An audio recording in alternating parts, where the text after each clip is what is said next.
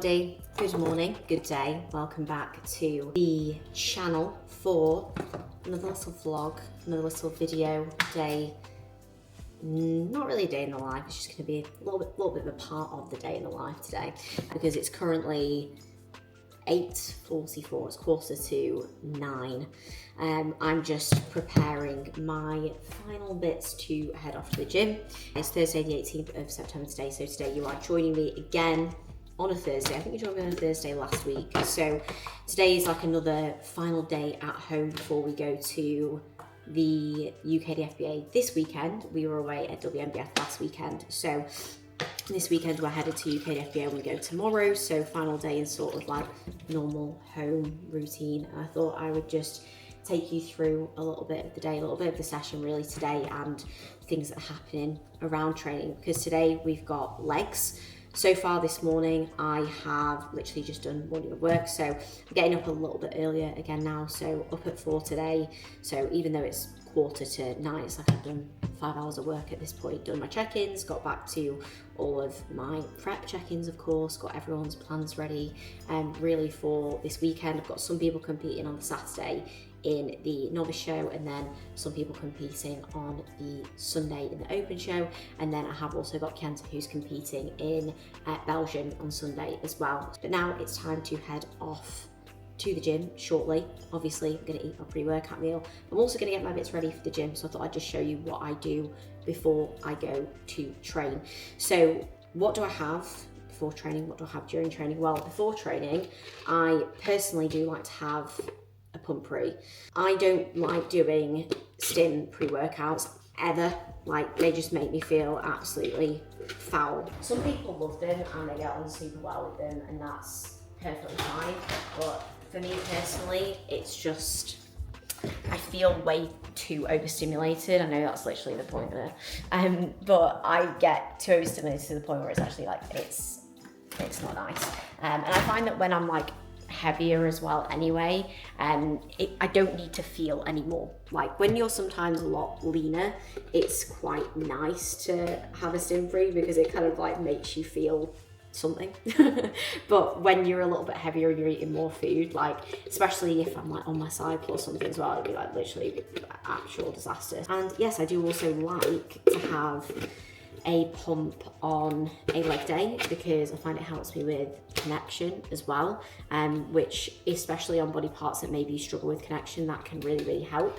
I will also accompany that with a black coffee. So for me, I love a coffee and a pump and I'm good to go. Like that's me sorted. So that's the pre-workout. I'll have that coffee, which I'll either get here or I'll use some of my Starbucks points. And then intra-workout, I'll literally just do some MPS Max or some EAAs. I have been doing MPS Max recently just because I do find it digests a little bit better. I put this in, what you can see here is like 250 mils of fluid, of water, and I'll have that about an hour into the session. So at the midpoint of the session I will have that. That gives me literally MPS spike during the session, about 2 hours after I eat my pre, and then 2 hours before I eat my post, especially when you have a long session. Like our sessions are usually, especially leg days, maybe 2.5, sometimes 3 hours if we're being really long. So yeah, that is why I have that. I don't have any carbs intra because I'm eating plenty around training at the moment, so I don't really feel like I need to have any carbs in my session, and I actually find that it upsets my tummy more than anything, so I'd rather just get my carbs in via food. If your food is really high, then it can be helpful, but for me personally, I just don't need it. So we're gonna have pre-workout now. We've actually got the same setup as always. So I've got my 75 grams of oats and cream of rice mix. You can see I've got cashew butter and my dark chocolate on top. That's been sat in the freezer. Have that with some frozen raspberries. I have got in my, what flavour have I used today? I've just finished off the maple and pecan flavour of the Naughty Boy Way, which I'm really liking at the moment. Either that or I do fluctuate between the cinnamon and the carrot cake one, but I do personally really enjoy that. And I always when I do my cream of rice, I do the Train by JP vanilla one is also my personal favourite, mixed with oats as well. I had quite a lot of people ask me recently, how do you do the cream of rice and oats together? Because I know I always say that's what I do, because I don't really like having either of them on their own. You literally just mix them dry, and then you just make them like you normally would do. Don't make them separate and mix them together. I've had a few people ask me that. That's not how we do it. Make it dry and then mix them together, and then we're good to go. So I'm going to go and get changed to get myself ready to head to the gym, eat pre-workout, and I'm actually going on my own today because I have an appointment to go to after training. So I'm going to take my post-workout with me so I can talk to you guys probably on the way back from the gym, run you through the session, talk you through my post-workout meal, and catch up with you there as well. So hope you enjoy following along. And if you do, make sure to like the video, make sure to subscribe. I've been getting about, well, we had about 100 likes on the last video, so I'd like to consistently hit 100 likes. I think it's quite a nice number, so if you can get 100 likes, that'd be amazing. And like I say, subscribe, share all the love, and I hope you enjoy the video. Hello everyone, what's going on? You're joining me a little bit later in the day now. I'm currently post legs.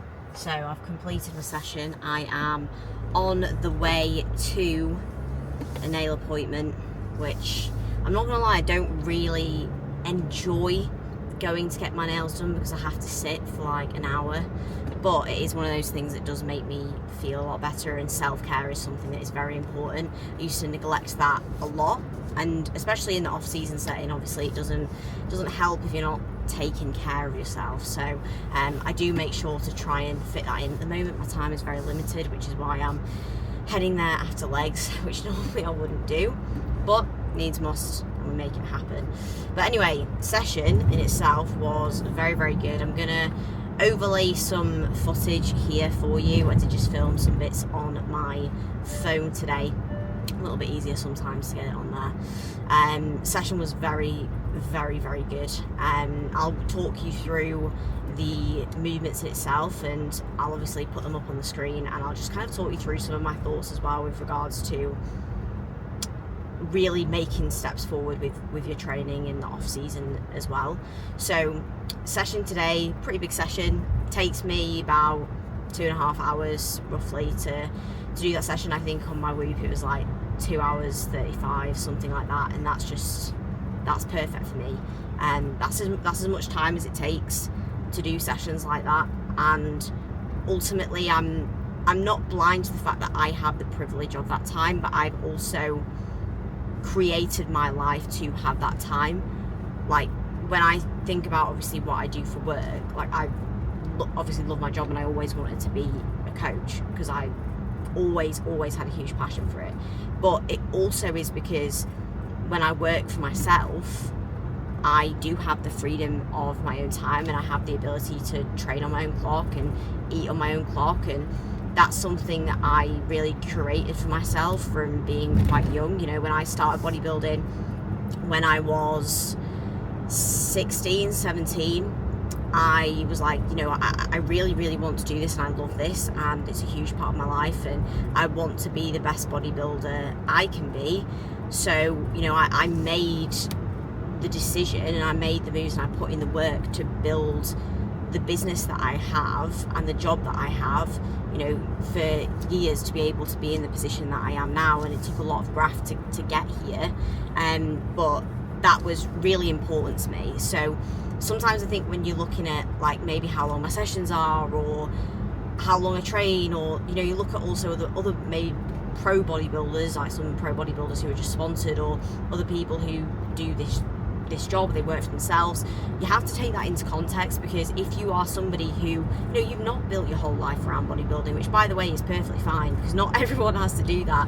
You know, for a lot of people bodybuilding is part of your life, but it's not everything. But that's where you then can't compare yourself to people who do live like pro bodybuilders, because that's not your life. So yes, do the most that you can do, but understand that you're doing the most is going to look different from somebody else's doing the most, because you have a job where you work shifts, or you've got kids, or you've got other things going on in your life that mean that this can't be absolutely everything. So that does have to be taken into context with, you know, the length of your sessions, your training split, how frequently you train, etc. So that will always differ. But for me at the moment, I am training about six times a week. At the moment is where training is currently sitting. If I obviously need to take an extra bit of rest around a show, I will do. But right now, 6 days is working really well. Like, I can do push pull legs, rest, and I'm perfectly fine. And yes, that is deadlifting on pull, squatting on legs, and I'm fine. I can recover from it. And as I say, if I need to take the extra rest, I will do. But this is where I really think the limiting factor, I'll dive straight into this because I was going to talk you through the session, but we'll go through this first. There's, I think, 2 main limiting factors when it comes to people not making as much progress as they need to in their off seasons when it comes to training. I think the first point is genuinely being scared of being tired. Like, being scared of being tired, being scared of being fatigued. I think we associate a lot of fatigue when you're in prep. Like, we always talk about that. Oh, I'm tired, I'm fatigued, I'm lean. Like, you're going to feel like pretty smashed in your off season. If not, you're going to feel more smashed. Like, I feel more beat up. Obviously, it's in a different way because I'm not like beat up from cardio, but training really, really does beat me up. Like, I'm pretty broken, you know, like after sessions. I sometimes do feel like smashed going into sessions, but you know what, like, I can, if I have the mentality and I don't feed into that and dwell on that, I can still progress even when I feel tired, even when I feel sore. You know, like, I can go in and I can progress and I can be safe and I can move forwards. But those are opportunities where I could go, oh, I'm feeling a bit tired, feeling a bit sore, I need to take a rest day, I need to take a deload. But then I've just basically rested when I didn't need to rest. And what I actually did was I went in and I took really good sessions. And that's a huge thing, that you need to be really honest with yourself and be like, okay, am I actually smashed? Or can I actually do more and I need to change my mentality? So that's the first thing. The second thing that actually coincides with that is the way that you do manage your recovery and your stress outside of training. So often the main reason why people feel fatigued in the off season, or fatigued even in prep, is not because of the prep itself, it's not because of the training, it's not the training that's really fucking you up, it's everything else that's a part of your stress bucket. So it's like, we have, you know, like a stress bucket or a fatigue bucket, right? And training obviously fills up part of that bucket, of course it does, but you also have life stress, you have sleep quality, you have work stress, all these other things coming into play.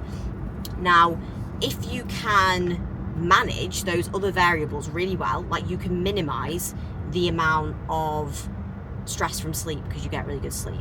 You can minimize the amount of stress from work because you manage your stress really well. You can minimize all of the stress that comes in from your personal life because you have built a really good mindset. So when you manage those things well, they take up less room in your bucket, right? So what that means is that then you can have more room for the training to take up space in that bucket without the bucket overflowing.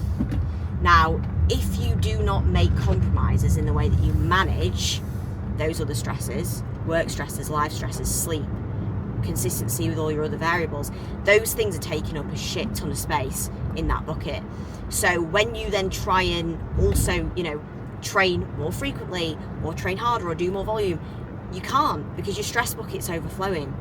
So what you have to do is you either have to accept, like, okay, this is my life and I can't change these other variables. You know, like, as I say, if you have a specific job, if you have certain demands and you are like literally doing the most that you could do, you go like, this is it, and that's okay, and I need to appreciate that this is the amount of training that I can handle, right? And this is the maximum amount of progress I can make. Or you look at that honestly and you go, like, I can make more room in this bucket for training because I can get to bed on time. I can make sure that I have a better sleep routine. I do stress myself out over things that I don't need to stress myself out. And that's why I feel smashed and that's why I feel beat up, is it's not because of training, it's because of these other things, you know? So I think those are a couple of really important, like, just bits of food for thought for you to think about there, because, like, I've definitely, I mean, I could even say in my situation, if I didn't go to bed at the same time every day, like, I'm really, really strict with the fact that I'm in bed by, like, 8 p.m. because I need to be up at 4 a.m. for work. But if I was lazy with my routine and I stayed up doing work really late, then I was in bed at 11 p.m. and then I'm up late at 6 a.m. and then I'm behind on work and then I'm up late again and I'm not sleeping enough, like, I wouldn't be able to train in the way that I do at the moment. That's an absolute fact. If I was an absolute stress head and I didn't have any time to switch off, which I have been in the past, and I've learnt from it and I've really acknowledged it, then I wouldn't be able to train in the way that I do, you know. So take accountability and be like, okay, what can I do to be better? And if you really, really want to be better, like, you actually want to improve, you actually want to be at the top, because a lot of people say, like, they want to win shows, or they want to win their pro card, or they want to be at the top of the game, but they're not behaving like somebody who wants to be at the top of the game. And that's just an absolute fact. So you need to really ask yourself those things. And, like, for myself, I'm not going to sugarcoat the fact that, you know, I want to win shows. The next time I compete, like, I don't want to be placing outside of the top 3. I want to be battling for wins. Like, that's where I want to be. And I consistently make sure that my actions always align with somebody who wants to do those things, so that when I get to the show day, and this is just the way that my brain works, I can be like, yeah, I have executed my process to be the best that I could possibly be within everything that I can control. And I've given myself the greatest odds of being able to be in that position to win a show. Obviously, we can't control, like, oh, I'm good enough to win, but you can increase your odds. You can. So those are just my thoughts there. I know I've rambled on for and on, but essentially it was a great session today. I've probably gone all the way through it now, but the work was really good. I took some really, really great progressions today. I'm on my cycle at the moment and I felt pretty shit, to be honest, the last few days. Again, great example, like, I maybe not felt 100%, especially outside the gym. Like, I felt quite inflamed on my cycle pains haven't been great. I've gone into sessions being like, oh, like, I need to wake up. But when I'm in there and when I put some good music on and I wake myself the fuck up, I can get after it and I take really good work, and it's exactly what I done today. Some really, really good sets across the board. Hacks were up nicely, leg press was up. Honestly, actually everything was basically up today, which is really good. Like, I'm in a really good groove at the moment, and this level of volume is working quite well. So in this session, because I have quite a lot of movements, I do 2 sets on my leg press and my hacks. Previously I was doing 3 and it was a little bit too much. I still stick to 3 on my isolations, but other than that, just doing the 2 on those, and yeah, they just feel absolutely mega. So that's where I'm at on that front. I hope you've enjoyed a nice little roundup and enjoyed my training in the background here. I think it's nice for me to kind of give some of those little insights and reminders. You know, it doesn't matter if you're in off season or even in prep right now, or even you're just bodybuilding, you know, and you want to make better progress. These things are all still really applicable. They really are. So I am going to head to Sainsbury's. I'll be there shortly because I park there when I go to get my nails done. I've got my post-workout meal here actually in my little cooler, so I'll be consuming this. I do actually need to go into Sainsbury's to get some stuff for us for meal prep for this evening, again, because we're going away this weekend. I've not done like a big food shop for the house. I just want to get a few things that we basically need for tomorrow. We're away tomorrow, and it's actually our 5-year anniversary tomorrow, for obviously myself and AJ, which is cute. So that'll be nice. It's funny because, like, obviously for us, we don't really get time to like celebrate things like this because we're just busy, but it's nice because we get to, like we said this last week when we went to WNBF, like, we're so fortunate that, you know, like, we get to travel and we get to do things and we have things to be excited about, and that's still enjoyable for us, spending time together in that capacity. But my birthday and our anniversary are not really well timed because it's just a time when we're just like at shows every weekend, and then we're like back and we have 4 days and we're just kind of cracking on with work. And you know, especially when you've got a lot of clients competing, there's a lot of additional work to do on top of, you know, like normal check-in work anyway, which is amazing, but it just means that we don't have, like, literally don't really have the time to like do anything else. But we will have a lovely weekend together nevertheless, so I'm very, very excited for this weekend ahead. I can't wait. But I will maybe catch you all up. I'll show you the post-workout meal shortly. For now, I need to get there and get parked, and I definitely need to go to the toilet, because as soon as I set off from the gym, I instantly need a wee. Don't know if anyone else is like that. Obviously when you're on your cycle it's so much worse as well, but I like will go for a wee before I leave. I'm like, yeah, 5 minutes later, need a wee again. So you can only imagine how bad it is when I'm in preppers. Alright, I have everything that I need from Sainsbury's. I now have approximately 15 minutes to eat this meal, so I'm gonna sit here and relax, eat my food, which is very simple, easy, transportable for when you're out of the house. We've got 100 grams of chicken and some veg in here. We've got 100 grams of raspberries, and I've got 70 grams of rice cakes in here. So when you're out the house, and honestly this is what I have at home anyway, but if you're somebody who normally has like really complicated food choices or things like that, just stick to whatever is simple, stick to whatever's easy. And if you want to take your normal foods, you can literally take anything you want with you, anywhere you go. So that's the post-workout meal. As I say, I'm gonna eat this, I'll watch something on YouTube, it just allows me to switch off a little bit whilst I eat, and then I'll head to my appointment. Good morning everyone. I've just realised that... You're vlogging again today? No, I've just realised I need to finish this off, and it's a new day, so I'm just gonna cap it off now, because don't worry, I'm just finishing this video off because I'd left it on a very busy note yesterday before I went to have my nails done, which I've had done, but then I got home yesterday and I was just... Oh, we were mashed. Yeah, I was mashed and I was just working and getting stuff ready for today, so I didn't... Properly burnt potatoes. Yeah, properly burnt potatoes. So today is a new day. Today is now Friday the 19th, and we're going to head down to Coventry today. So I'm literally sitting down for my first meal, and then I've got a busy morning work, and then we'll be off to Apollo, train push, and then it's going to be a show weekend. So I was like, I need to finish this off now, because otherwise I won't get around to doing it later today. I'll forget, and I need to edit this. So I know it's been a bit of a random vlog and video, and basically just me rambling on and ranting. But hopefully some really good value in that chat. To be fair, as much as it's maybe not been exciting in like loads of meals, it's probably some of the most important points that I've made in a while. So hopefully you take something positive away from it. I'm now going to consume my beef. Oh, is this venison? Or Venison. Beef? Venison. Okay.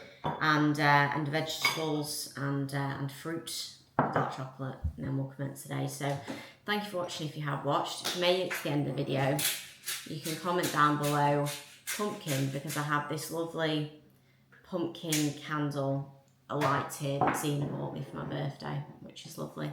So comment below pumpkin, like, share, pumpkin, God's sake. Like, share, thank you for watching, and I'll see you all in the next one.